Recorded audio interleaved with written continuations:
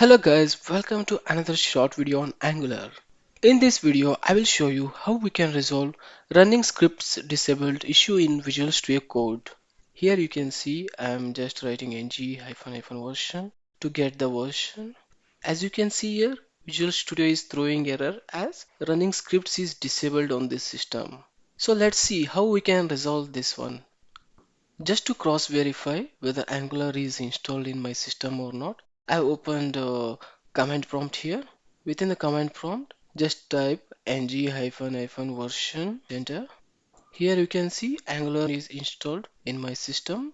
So there is an issue with the Visual Studio. To resolve the issue, we need to enable some settings using Windows PowerShell. First, let's open Windows PowerShell. Let's open this one as run as an administrator so that we'll get all the privileges to enable the settings. First, write get execution policy hyphen list to get the list of execution policies which are in the system. As you can see, these are the policies which are defined in the system. Currently, the execution policy is set in such a way that scripts are disabled here. We need to enable those by unrestricting that one.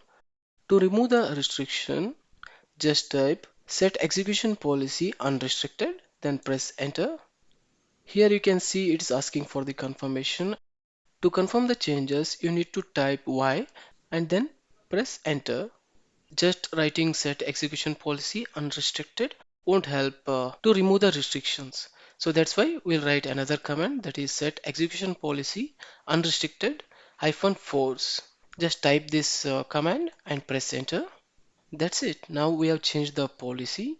I think it should work. Let's go back to Visual Studio Code and check whether the issue has been resolved or not. Type ng-version again, then press enter.